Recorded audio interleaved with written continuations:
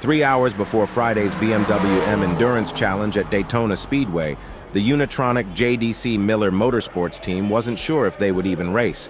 After extensive troubleshooting a day prior, signs seemed to be pointing to a failed ECU. With help from within the paddock, the team was able to source a replacement from Mexico.